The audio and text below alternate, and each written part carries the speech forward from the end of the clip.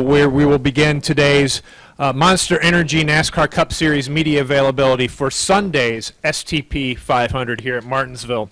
And we'll start off the day here with A.J. Allmendinger, driver of the number 47 Kroger ClickList Chevrolet for JTG Doherty Racing. A.J., this track, you know, seems to suit you well. What is it about the paperclip here that suits your driving style and the way you race? You know, I mean, I think it's a racetrack that when I first started, I had no clue how to get around, and just over the years trying to learn the techniques, and you know, it's somewhat like a road course in the sense of the way you brake and some of the stuff you can do with the throttle and things like that. You know, a driver can make a bit of a difference here. So more than anything, just trying to learn the techniques. You still got to have a great race car. The last couple of years, we've had a good setup and been able to use it to have some pretty good runs. And it's just a tough race. It's one of those races that you can't really let your guard down mentally for 500 laps. Anything can happen. Usually get a late race restart. So, you know, a racetrack that's been tough, but over the last couple of years been really good for us, and hopefully can have another good run because we definitely need it. Okay, we're going to open the floor up for questions. If you have questions for AJ, please raise your hand. We'll get a wireless mic to you. We'll start here with Jeff here in the front. By the way, Jeff, Yep. are you giving me the hug? Because I saw on the podcast you said I needed a hug. Hey, we can hug it out after this. We'll go to Jeff and then to Jared. Jeff Gluck from jeffgluck.com. AJ, I'm wondering if you feel like with the current environment, when they didn't penalize Kyle Busch for the punch, they didn't penalize Austin Dillon for his incident with Cole Custer, do you think that drivers are going to feel like they have more license to do something here than they normally would? Well, I don't think I have a license to do anything, you know. So it's one of those things I don't really try to think about. You know, we just focus on trying to get better each weekend, and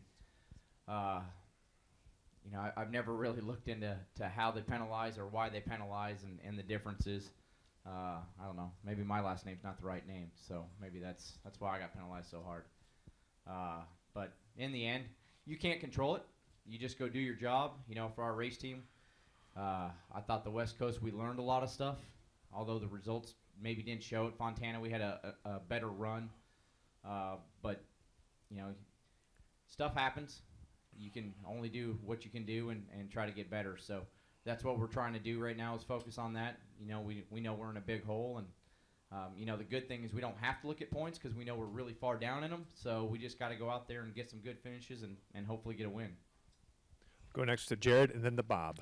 Yeah, Jared Turner, Edge Set Marketing.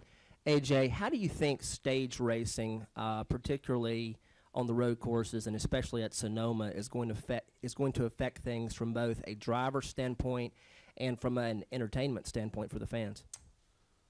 You know, it's when we get to Sonoma, I haven't even really looked at what the stages look like at Sonoma. So when we get to Sonoma, a place like that, kind of look at what those stages are and how that's going to play out for tires. You know, Sonoma especially is always that argument between a 2 or 3 stop race. So I think that probably takes that away at least because you know when you're going to have a caution at least when it comes to the stages. But you know, I'll worry about that when we get there. Tires at Sonoma are always going to be important. Trying to maintain the rear tires, kind of like here at Martinsville, same thing. So that's not going to really change how you race. You know that you gotta save the rear tires, and if you can do that, you're going to have a pretty good race car. But you know, when it comes to Sonoma, when we get there, I'll kind of worry about that.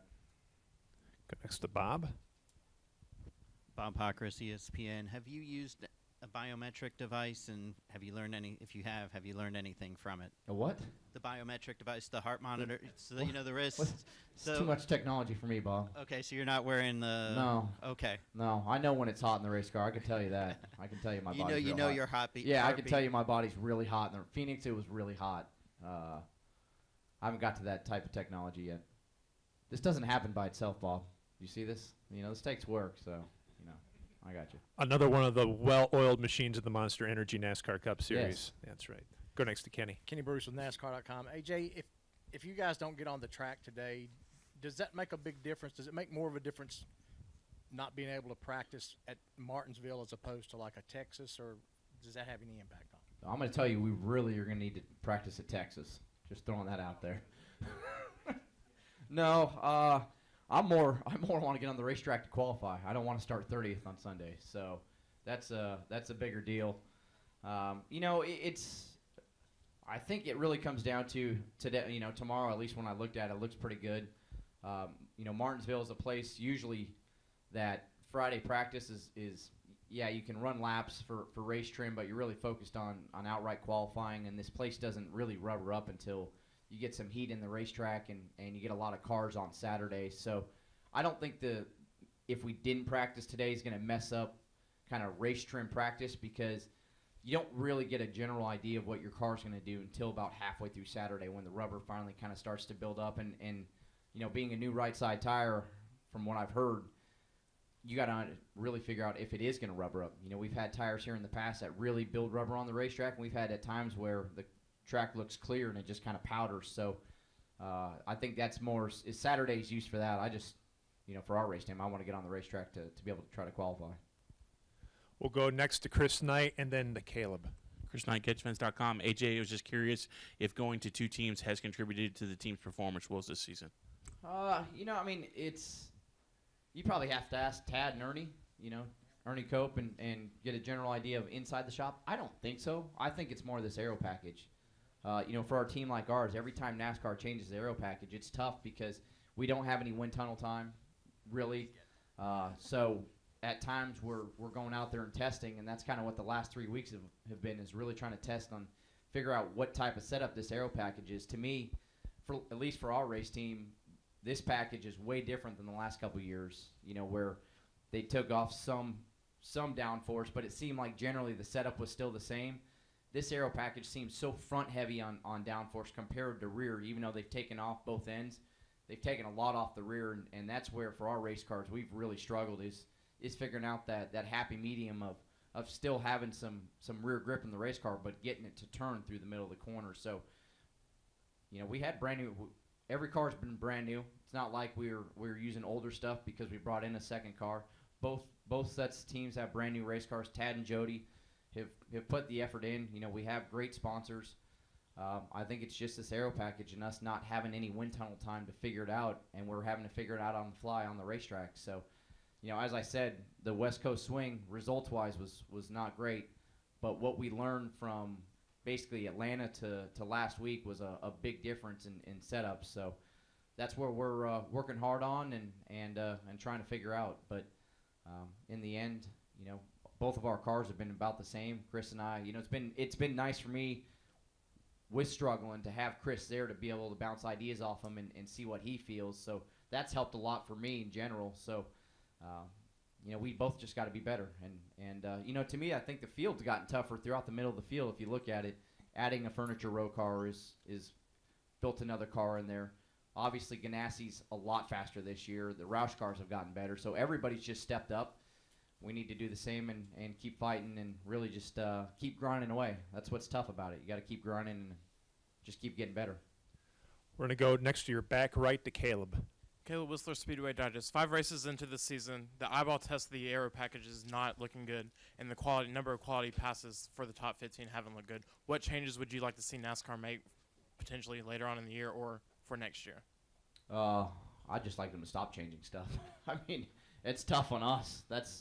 I thought right at the end of last year, I think we had 6 top 10s in 8 races, and we'd finally kind of gotten a feel of the aero package of what we need and had some good race cars. When it came to setup and knowing how we wanted to set them up, and you keep changing. I think that's what's tough here. Is right away we all jump to conclusions that it's not good enough. We got to change again, and you just got to give teams time. The bigger teams, every time you change an aero package, the bigger teams are gonna succeed in that because they have the wind tunnel time. So you would think it would bring the field closer. Everybody's starting over again. Well, it just separates the field even more because the bigger teams have the more resources to go wind tunnel test and figure out the aero package a lot quicker than other teams do. So I think we all just need to, it's 5 races. We all just need to calm down a little bit and give it a whole year and see if it's working or not, then make a decision after that. But we don't need to jump to that conclusion after 5 races. We're going to come up front to Dustin. Dustin Long, NBC Sports. You're getting Randall back after having him out the last 3 races. What kind of an impact is it when the crew chief isn't there? Obviously, some other teams here this weekend will be without it. And do you think it would be what kind of an impact it might have on teams here compared to what you had to go through, the bigger tracks? The bigger race teams definitely have more resources and more people inside to fill those places up.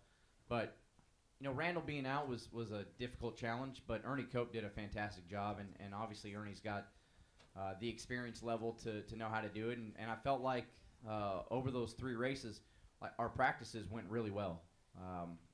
And the stuff that we learned was good throughout those 3 races. So having Randall back is definitely going to help, but I didn't feel like we were hindered a lot.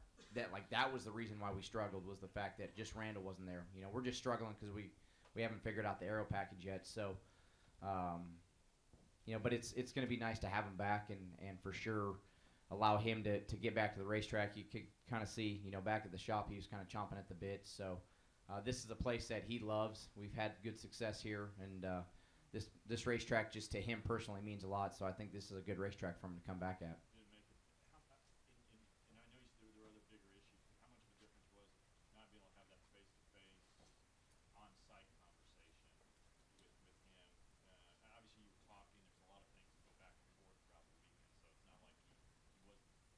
Yeah, I mean, he definitely kept up with it. I was able to call him after every session and kind of talk to him about it. But when Ernie was running, it was Ernie's race car. He was setting it up. He was doing what he wanted, and Ernie did an amazing job. Honestly, I mean, we've learned a lot in the 3 races, and it's I know it's tough to see on the outside, and heck, sometimes on the inside it's tough to see when you just look at the result. But what Ernie did and all the stuff that we were able to try in 3 races and at least get an idea of which direction to go, we accomplished a lot of things that we needed to accomplish to carry us hopefully for the next 15, 20 races. So it's nice to have him back, but I'll just say that wasn't our issue of where we were running. Do we have any additional questions for AJ? We'll go here to the right and then to Bob. Charles Rourke, Star News. Of course, we're looking at 70 years anniversary here at the Speedway. I know this Speedway's tough for you, but what do you like about coming here? I mean, it's just a fun racetrack. It's unique. It's like a track that we don't go to. So anytime you can go to a racetrack like that, for me is a lot of fun, and it's a challenge. The fan base here is awesome. We get a big crowd here all the time. They're passionate about NASCAR racing. When we come here, it shows how much they appreciate us being here, and hopefully we show how much we appreciate the fans for showing up just for the great racing that we try to put on. And I mean, it's just it's a unique place. I mean, I love telling people, friends of mine that have never been to a race or have only been to a couple, and I'm like, you have to come here because you don't really get the gist of it on TV until you walk in this and see how tiny this is, but how you pack 40 race cars on it, how you pack so many people into it, and just the history of it, like you said. So, I didn't know much about this place when I first started NASCAR racing, and quickly, once I learned how to get around it, quickly appreciated what this sport has meant to this racetrack, and more importantly, what this racetrack has meant to the sport. Bob? Bob Hockers, ESPN. At the NASCAR Hall of Fame, they opened up a petty exhibit in honor of Richard's 80th birthday. And you drove for Richard. He's still coming to the track. Does it surprise you at all that he's still coming to the track? And what does it mean to that team, the fact that he is around? Yeah, I remember asking Richard, I said, why do you do this every weekend? Every weekend, why are you here? And I never really thought of it until he said it, was the fact he said, what else have I ever done in my life? I mean, this is all I've ever done since I was born is come to a racetrack. And he's like, I have nothing else to do. So, and, he was it was kind of eerie the way he said it, but he's like, if I don't come here, what do I do? Just sit at home and pass away, and this is the way he stays alive. And I appreciated that, and I didn't really think about it until he said it the way he said it. So it means a lot to that race team. When Richard shows up, you can see everybody else kind of just they get a little bit more up in doing their job, and having the king there, knowing he's done it all, and everything that he he probably could be doing other than this, and he still shows up to the racetrack every weekend. Him and Dale both. So it's cool to always see him here, and just it's I think everybody in the garage, whether you've worked for him before or you've never worked for him, just seeing the King walk through the garage every weekend is pretty special for the sport, and we appreciate it. Well, AJ, we appreciate you joining us this morning. Good luck this weekend. Thank you. Hey guys, if you're bored, Kroger.com. Order your groceries online with ClickList. Okay. All right. It's raining out, so you need to do that. If I can have your attention here in the deadline room, we will continue on with today's Monster Energy NASCAR Cup Series media availability. And we're joined by the man of the hour right now, Kyle Larson, driver of the number 42 Target Chevrolet for Chip Ganassi Racing, fresh off his win at Auto Club Speedway, and also your Monster Energy NASCAR Cup Series points leader for the second week in a row. Talk about the week and celebrating the win. What did you do to kind of cap off that win and have some fun? Yeah, we Sunday after the race, victory lane stuff takes a couple hours, but ended up leaving, heading to the airport, and getting a car accident on the way there. A guy ran a red light in front of us, and we hit him. And then we flew to Northern California, drove to St. Helena, hung out with Rico's family and my parents and a lot of our friends, which was cool. Then I was pretty busy all week because I had the NBC guys follow me for the Racing Roots thing that we were doing there, follow me around my hometown. And then Wednesday I ran a World Outlaws race, and then yesterday we flew back here, had a lot of delayed flights, and got landed and got to my house about 9:30, showered, and then came here, got here about midnight. So been an extremely busy week, but a lot of fun and really cool to be the point leader still and having the speed that we've had. So hopefully we can keep it going and have a good weekend here at Martinsville. Good deal. We'll open the floor up for questions. If you have a question for Kyle, please raise your hand, and we'll get a wireless microphone to you. We'll start there with the gentleman there in the back next to Chris. Tony Bullock, Courier Tribune. Kyle, could you just talk about what you feel like you need to have a successful weekend here at Martinsville? You obviously got the cars, you've got confidence and momentum on your side, but what do you need to do to have a great weekend? Yeah, Martinsville, I'm glad to have a 29-point lead coming into Martinsville because this is my worst racetrack we go to probably, even though we ran well last year. I've gotten better at it each time, but it's still not a track where I'm extremely comfortable at. I can go fast in qualifying or early on tires, but I struggle at saving my stuff. So got to get better at that. If we could get a top 5 or top 10 here, that'd be a huge success. We finished third last year. You never know. Our cars are so good right now. Maybe we could contend for a win. I'd like for it to continue to rain today so I could start on the pole, but we'll see. So, yeah, it's a tough place and tough to complete 500 good laps here. Okay, we're going to go to Mike, then to Lee, then to Al, then to Bob, and then to Kenny. You expect us to remember that? Absolutely. Mike Henry, USA Today. Kyle, we've got teams dealing with the substitute crew chief thing again. Well, how do you see the impact of that, and how might it affect Daniel in particular, who's still young at all this, still relatively new? Would it be more of an impact for him? I definitely think it'll be more of an impact for Daniel than the rest of everybody, because he's so new to the Cup Series as well as the language barrier there. But every other team, and maybe even Daniel's team, they're all so prepared and so professional that I don't think it.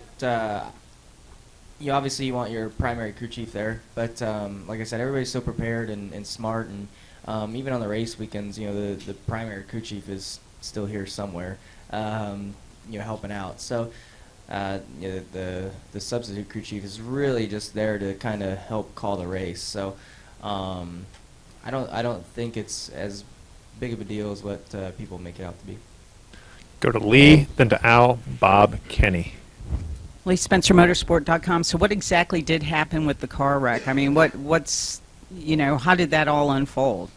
Yeah, so I think the person that we hit, he was one of the actual traffic coordinators, setting cones out and stuff, I think. And I don't think he had realized that they had pick the cones up from the side that we were coming from, so he didn't. I don't think he expected anybody to be coming from where we were, and he just darted out in the intersection, and yeah, we hit him in the right front. We were able to get turned a little bit before we hit him, so it honestly didn't even hurt that bad, or at all, really. Our Chevy Suburban was good. The hood was buckled, and left front was messed up. The toe was out of it quite a bit, but that guy's truck was, the right front was not a part of it anymore. So it was just a kind of a funny, it is a funny story. Just the irony of it, I guess, having a near perfect weekend and, a quarter mile from the track, getting a car accident. So, did he know who you were? I don't think he did, but once the cops showed up, I think they realized who I was, and it was pretty funny. So. Did they realize you were the race winner? Yeah. So, yeah, that was cool. They were quick about it, too. Go next to Al. Yeah, Kyle, Al Pearson, Auto Week. Would you eventually have gotten to Cup without the diversity program, or would you have likely stayed at open wheel cars without the diversity program? I would, I would be here. I don't want to make the diversity program sound like it wasn't beneficial, but I definitely would have been here had I not been a part of that. I was already signed up with Chip Ganassi Racing before the, I did the diversity thing. Really, we did the diversity thing to help save Chip some money that first year of me racing.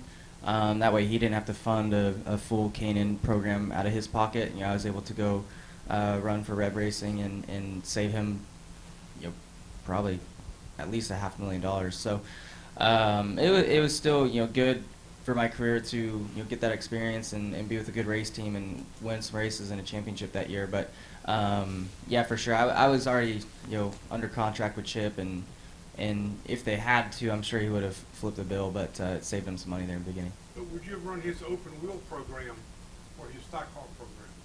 Oh, I get what you're saying. No, my plan was to go NASCAR racing the whole time. I signed up as a development driver for Chip Ganassi Racing, for the NASCAR thing. I moved to North Carolina to pursue that. Okay, we're going to go up here to Bob, and then to Kenny, and then to the back to Matt Weaver. Bob Hocker, ESPN. Both your wins have come kind of on intermediate tracks, this being a short track. What do you feel like you need to do to kind of lift yourself into the realm of, okay, week in, week out, you're the guy to beat? Yeah, as our race cars have become better, it's easier for me to learn. And last year especially, I thought I got better at these short tracks. I ran third here at Martinsville the first time, just outside the top 10 the second time. I can't remember where we finished the first Richmond, but we finished second at the second Richmond. Always fast at Bristol, so I've gotten better at the short track stuff. Just got to continue to work hard at it. Sprint car racing and sprint car racing is short track racing, but it's a totally different driving style than flat short tracks and stock cars. Sprint cars on a quarter mile feel like a stock car on a mile and a half at Charlotte, because you're still carrying a lot of throttle. So this is just, I never drove anything like this until just a few years ago when I started stock car racing. So my learning curve or whatever was way behind the guys who grew up doing this stuff. So it's taken me a little bit of time to learn it, but I feel like I'm competitive now and really could maybe challenge for some wins on these tracks. Okay, we're going to go next to Kenny up front, and then we'll go to the back to Matt, and then we'll come back up front here to my man Charles. Kenny Bruce with NASCAR.com. A couple of things. Kyle, you mentioned flight delays coming back. Do you have to fly commercial everywhere you go? I fly commercial as much as I can and fly with the team.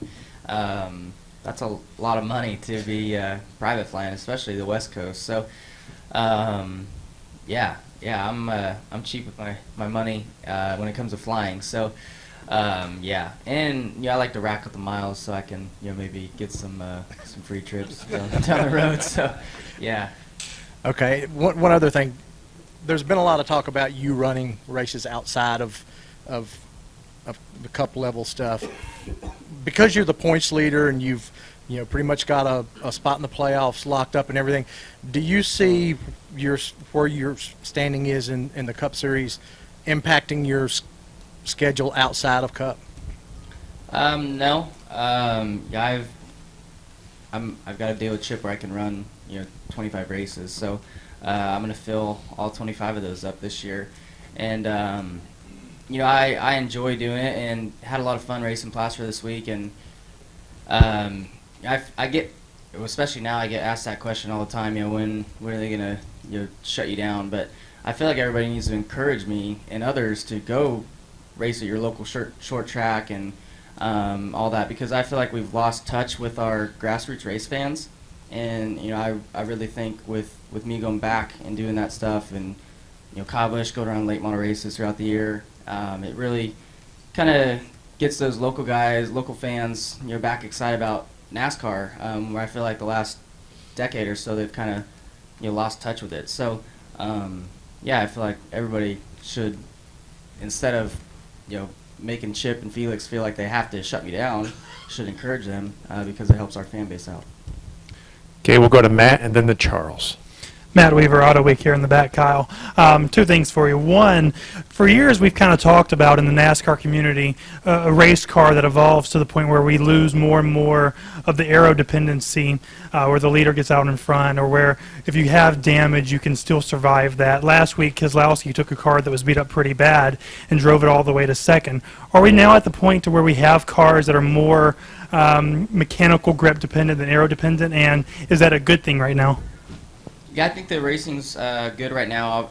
Obviously, you can always probably make it a little bit better, and you make the cars handle better in traffic and stuff like that. But yeah, I thought last week what Brad did was really good, and the leader getting out front by a ways is the leader is the fastest car more times than not. So I don't know, that I felt like the racing has been really competitive this year.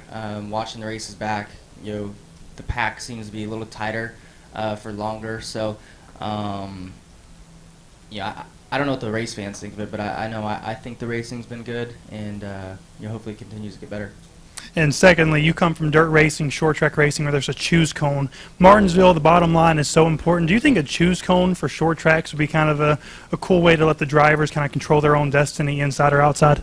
So there's no choose cone in anything I've ever done, but here at Martinsville, and some other short tracks, and even mile and a halves and stuff, I think, I don't know how it would go, but I think it'd be exciting for a little bit anyways. Here at Martinsville, you'd probably get the first 3 or 4 guys to choose the bottom, and then you get the guy in fifth like, hey, I'm gonna go try it out and see if I can get the top lane to work, and maybe you net gain one spot, which is success. So I think it'd be pretty cool to place like this for sure. Okay, we're going to come back up front here to Charles, and then we'll finish with Jeff. Charles Rourke, Star News here at Martinsville. We're documenting what drivers think about Martinsville. So when you drive up on the property, what goes through your head? It's this was probably the one race I looked forward to the least coming to early on in my NASCAR career. But as I was thinking about this last night, normally I'm depressed driving up here to Martinsville because I suck, but I've gotten better lately, so I actually enjoy this place some. So yeah, I get kind of excited coming up here, and the drive is not too long, and it's fun. So and it's got a cool trophy, the grandfather clock. The atmosphere here is always really cool. Now they got lights too, so if it does continue to rain, we can go night racing, which will be sweet. Okay, we'll finish here with Jeff. Jeff Gluck from jeffgluck.com. I'm sort of fascinated now by this commercial airlines thing. So I have a couple questions. First of all, do the other drivers give you crap at all for not having your own jet? And do you have any airline status? Does anybody recognize you when you fly?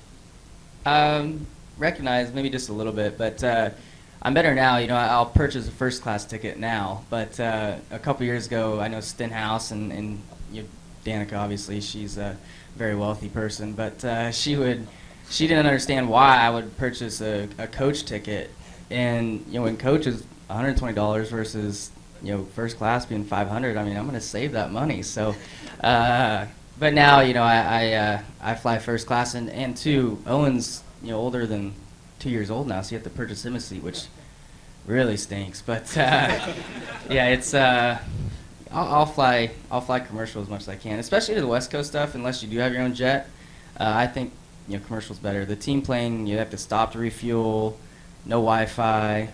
Commercial's not bad. Peanuts, pretzels, or cookies? I sleep. Sleep's more important than both of those. Good deal. Thanks for joining us, Kyle, and good luck this weekend. Thanks. We're going to continue on here with today's Monster Energy NASCAR Cup Series media availability. Just for the record, though, his commercial flight days are about over. Just about, I think so, yeah.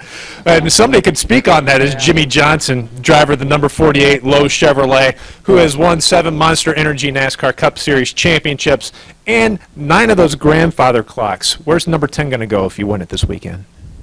In the man cave. Got a great spot for it. Love to have it.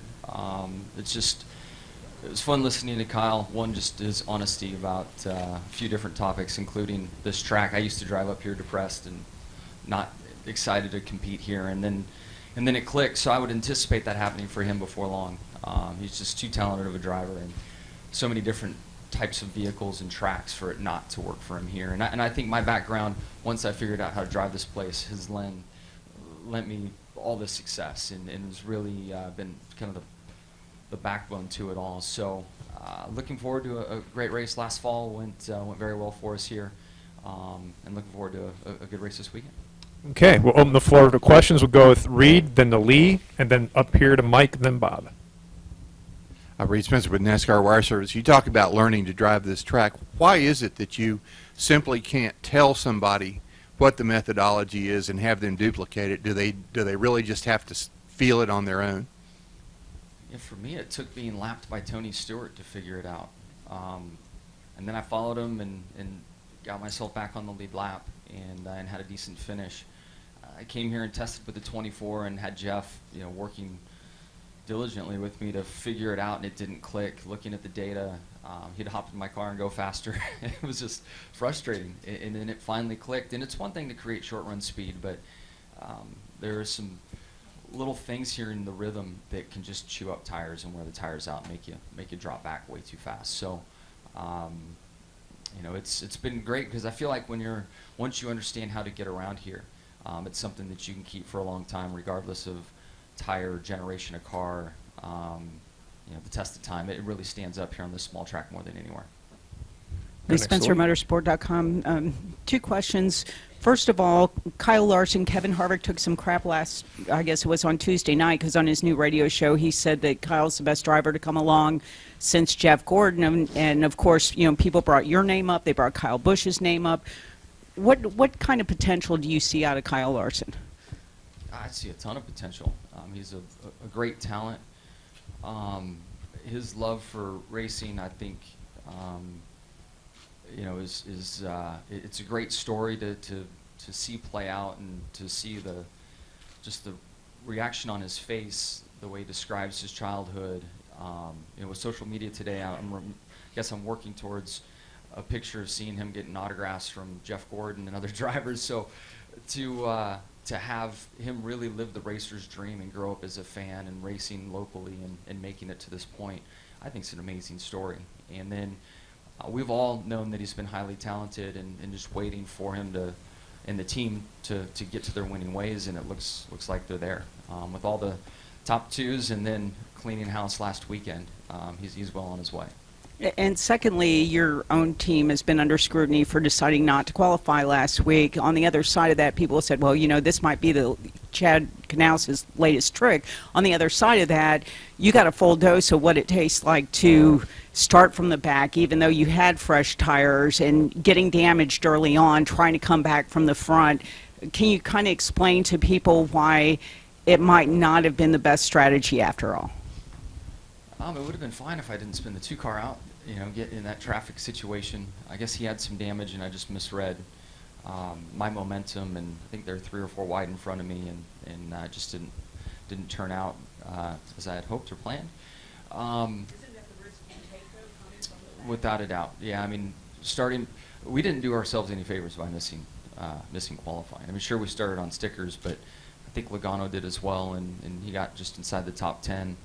I mean, it's short-lived. You get a terrible pit stall pick. You take that risk of coming through the field, on and on. So hopefully this weekend goes much smoother than last, and we're not put in that position.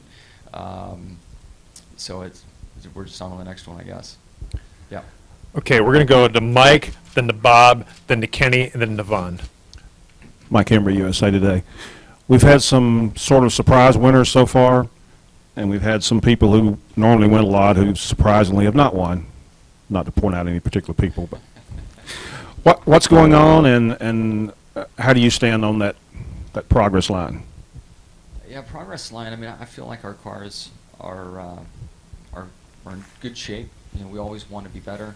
I think my car and the Hendrick cars, Chase is kind of leading the way, and we should be right there with him. And I think we have on pace. We just haven't executed very well.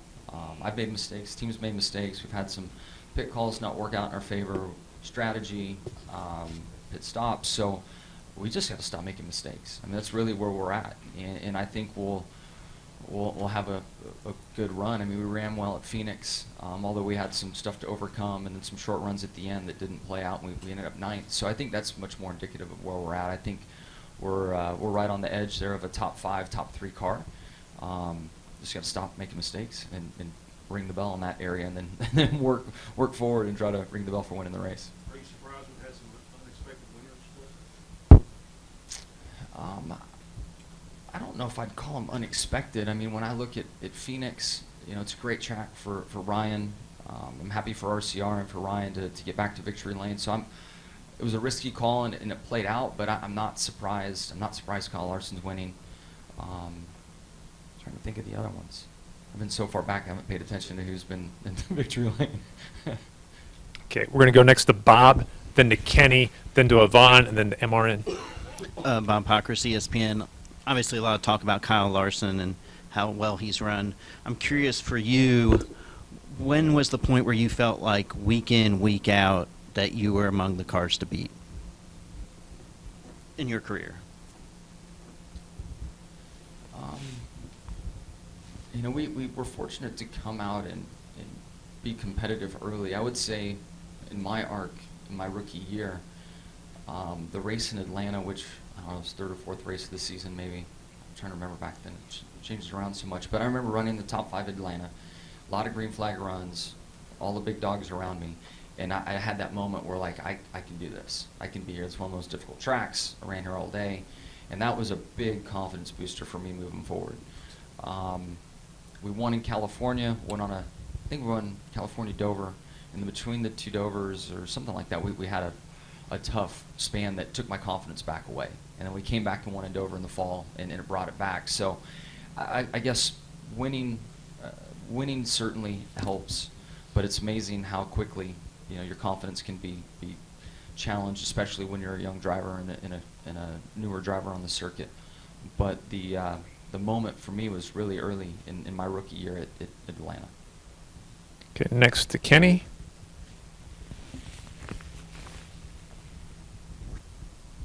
Kenny Bruce with NASCAR.com. Jimmie, you as a driver and the 48 team, you guys have always, when you look back at your championships, every year coming out of that, I wondered, well, it's like, do they have kind of a hangover because they won the championship and it takes them a little while to get going? But even with rule changes, car of tomorrow, Gen 6 cars, and everything that's come up, you guys typically, by the 12th race of the year, you've won. You know, I think you won here was your first win in one of those seasons. You've gone 4, 8, but 12's been the longest. Do you get tired of people asking you guys, you know, what's wrong with the 48 team when you guys are running as well? Maybe not, you don't have the wins, but you run as well as you have in the past. Or do you feel like you guys aren't running as well? No, I don't mind the questions. I mean, they're rightfully asked. I mean, I think the overreaction on either side is very amusing. So if we're not winning, how big of a deal some make of it, and then when we win, how big of a deal some make of it. I mean, I think our history shows that we can rebound quickly and You know, we've unfortunately had slow summers through our existence. You know, there's a few dynamics there that are pretty darn predictable, even though we try to change them, especially that summer slump. So I guess I don't mind the questions, and every driver has a question. If you haven't won, why aren't you winning? If you've won, can you do it again? I mean, everybody has a question. And I'm so fortunate my career has shifted in a way to where it's, you know, there are high expectations that come with it, and I'll gladly take that than a lot of shoes that other drivers are sitting in. So I don't mind that. I just find it amusing, the overreaction, good and bad. You also said that you guys and yourself too, you have to stop making mistakes. I think some people would find it hard to believe that somebody that's won 80 races and 7 championships is still out there making mistakes. I mean, are these things that you've not done before, or surprising to you and you just haven't adapted to it? Or I mean, what causes those mistakes, I guess? It's just tough to be at 100%. You know, you think about life and how many times our wives remind us we made the same mistake again, or whatever it might be. I don't know. In your personal life, you constantly do things and have habits and tendencies that create whatever it does. I have habits and tendencies in a race car and mistakes that I make. It's easy to try too hard in our cars. I think in an open wheel vehicle, from the driver's perspective, you're usually rewarded for overdriving the car. NASCAR vehicles, not the case. You know, it's our fear factor is usually way above the grip factor and of the car and the tires. So it's easy for me to get sucked into trying harder and making mistakes. And when you're not going forward to say, all right, let's back off 10% and the car will go faster, it's like the last thing you could ever imagine working or happening. So, you know, it's tough. And the competition in this garage area, and then the format, and the fact that there are points in the rhythm of the race with stages. There's like 3 short races now, and there's a reward at the end of each of them. So it's easy to get sucked into an environment to make mistakes as a team and driver. And as odd as it may sound, I think we're guilty. We're really guilty of that right now, and we've got to dial that in. Okay, we're going to come to the left side of the room to Yvonne, and then to Robbie, and then to Jared, and then to Matt. Yvonne Jones, Kicking the Tires. I have quite a few clock questions, but I want to ask you about, in the off season you gave away clock number 9 to Burton Smith. Can you tell us how that came about and why number 9? Yeah, I don't know. I know the Smith family very well, literally neighbors to, I guess, the whole Smith family now that I think about it. One might be across the neighborhood, but 3 of the 4 that I'm speaking of just were right in the same immediate area.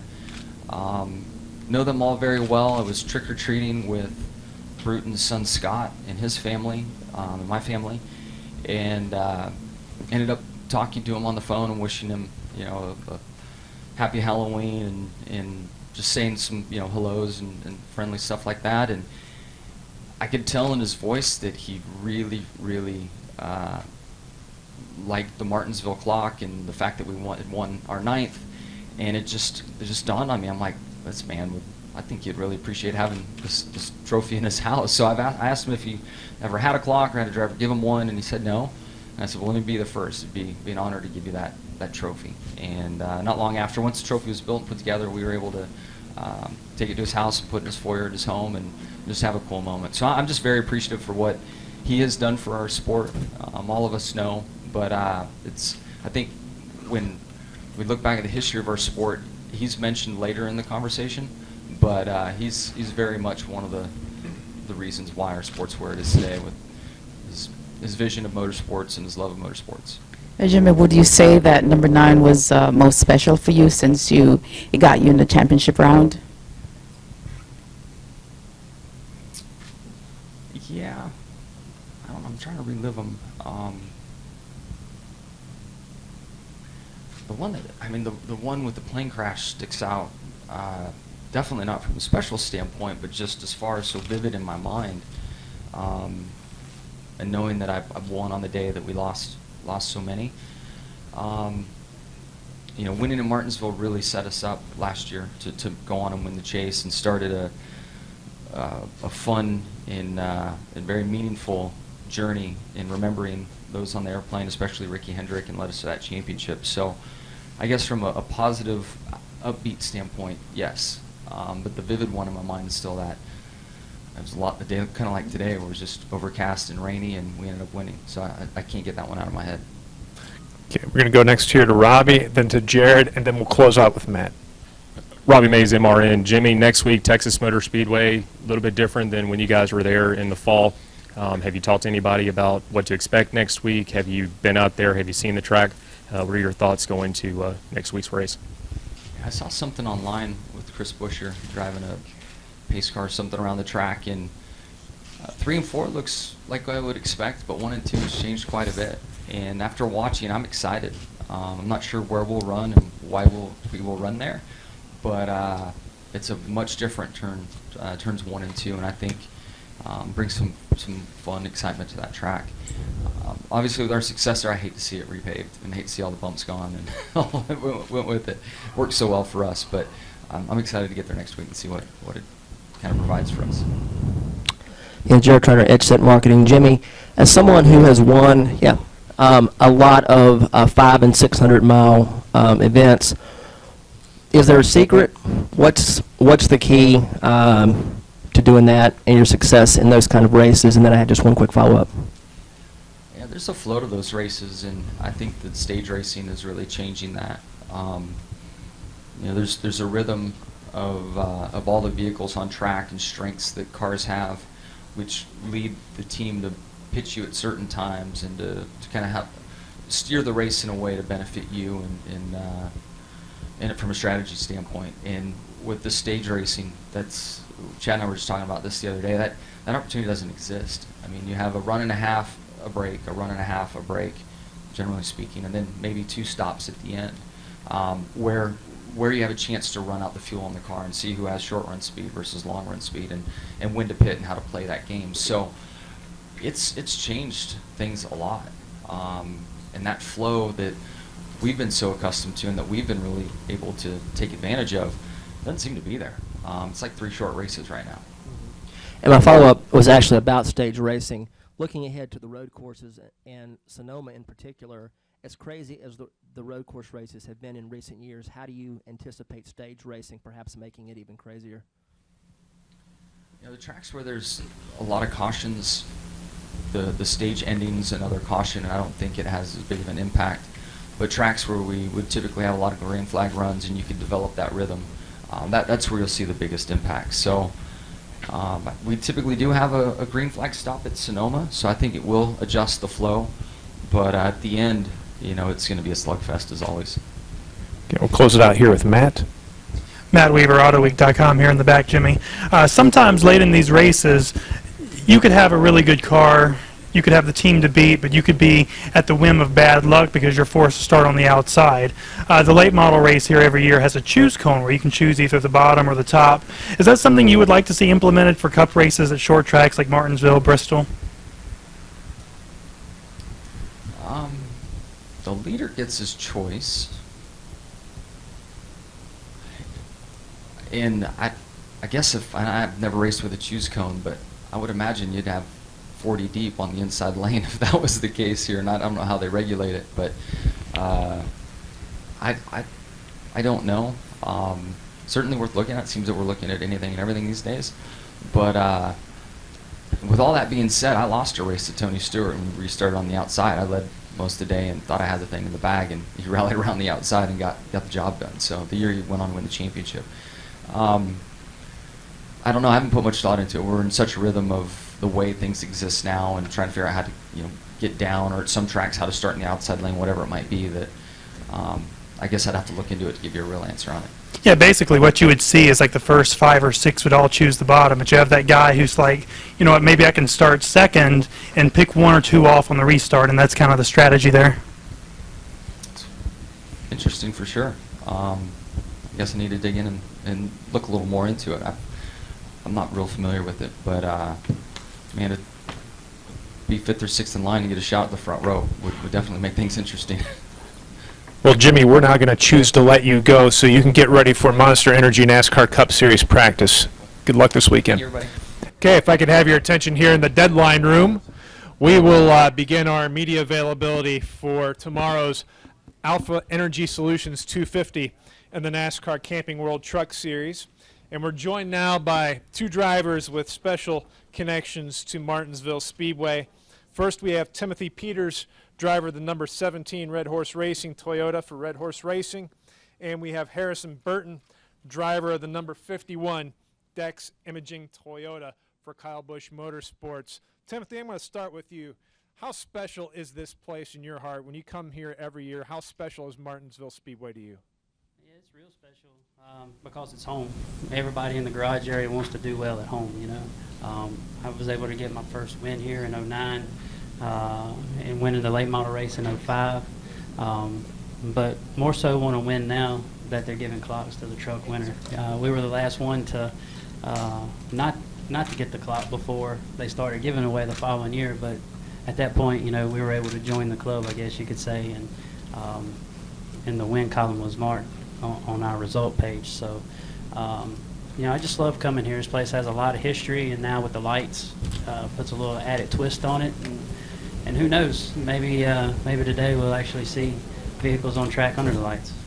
Harrison, how special is Martinsville Speedway for you? You know, it's pretty similar to Timothy. I have family that lives in South Boston, not too far from here, and it's really cool to come here and have your whole family, you know, hang out on the racetrack, get to see your grandparents and cousins and friends that live up here. So it's a lot of fun, and it's just, it puts that little bit more, not pressure, but I guess it makes it a little bit easier. When you come here and know you have a great support system behind you and got all your family members rooting you on, it's a lot of fun for sure. Okay, we'll open the floor up for questions. We'll start up here and work our way around the room. Barry Richmond, WAKG. Timothy, coming back after 3 weeks of being off, but being able to start the 2017 season under the same rules package, all three top touring divisions with being rewarded throughout the course of the race. Looking back to last year, how strong you were. Didn't have the wins, but you were able to advance into the chase. How important is it to have those reward points for each segment going into the series this year? It's really important. You know, the stage wins are very important now because it carries playoff wins. You know, and also too being in the top 10 to get those regular season bonus points as well. I mean, you know, last year we didn't get a win, but consistency helped us get all the way to Homestead with the chase. But you know, with the points now, you know, still the win trumps, you know, points, and you're in. Win if you're in, but also you just need that second win to solidify that spot. So it's more so important than ever. You know, again, from Daytona to here to Homestead, it's always, when it comes down to money time to try to get that green and white or the black and white flag, it always gets exciting. So our biggest deal is that we need to improve on our run from Atlanta. We took a brand new truck there and we ended up 9th. Felt like we had, you know, the capabilities of being in the top 5. But coming here, you know, again, we put Martinsville and Daytona in the same category of things happen, and you get either behind the wall or you know, you get taken away from the win. One example was we were here, I guess it was 2014, and had a good shot, and a truck went through the grass, and we was leading the race, first one to it. We ended up finishing 6th. So, you know, with the bonus system now, you know, we would have got 6th place points, but you know, again, those bonus points are more critical than ever, that carry with you all the way to Phoenix. Okay, we'll go next to Lee, and then to Matt, and then to Chris. Lee Spencer, Motorsport.com. Timothy, what did you learn from the inaugural chase that you'll kind of carry with you throughout this season? Just that a win is more important than being consistent, for sure, because you can get that win and try to transfer early, and then you have the other 2 races to see if you could R&D or whatever. But we never got that win, so we constantly had to stay consistent, and you really couldn't have a bad run. I think throughout the chase, Texas 2 was our worst run, and we finished 14th, where we finished 6th in June earlier that year. So still, it just really focuses a lot of importance on winning, and going back and looking at it, you know, that's where, myself included, you know, I need to minimize my mistakes. Okay, we'll go next to Matt and then to Chris.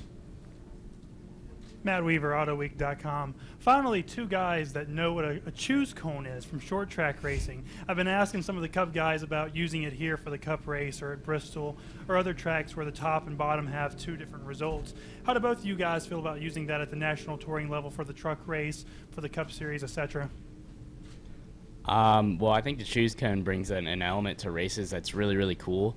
My first races that I ever ran was with a choose cone at Ace Speedway, so you know, it's really a really cool element, especially at places where the top or the bottom is significantly better. But I think there's a level of confusion that goes with that as well. To fans that are coming in and watching the race for the first time, they'll say, "Why is the guy who's starting?" Who was 10th is now on the front row. You know, I think that is something that if we choose to go in that direction, will have to be hashed out and explained well, to keep the fans up.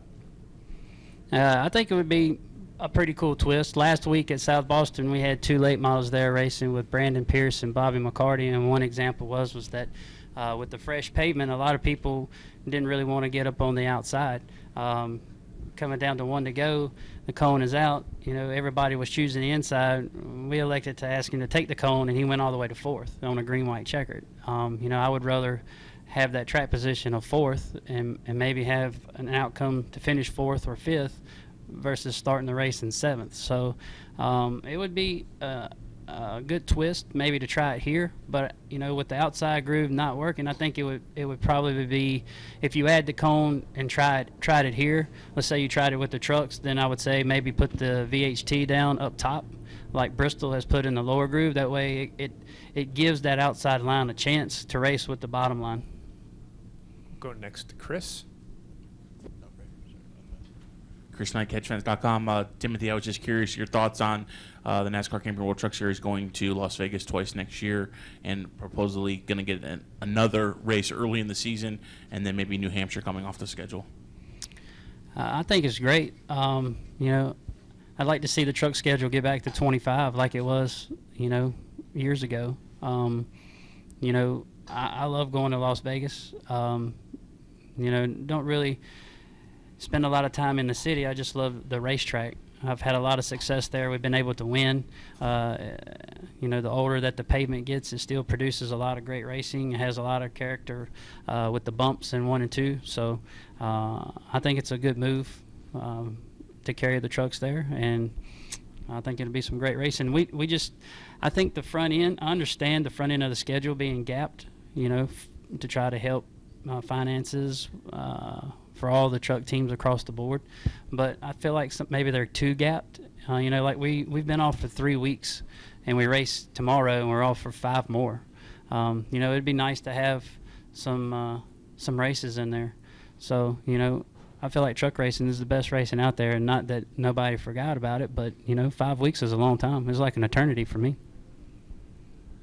Hey Harrison, how's it going? Do you have any right here in the middle? Do you have any older drivers kind of take you under their wing, being so young?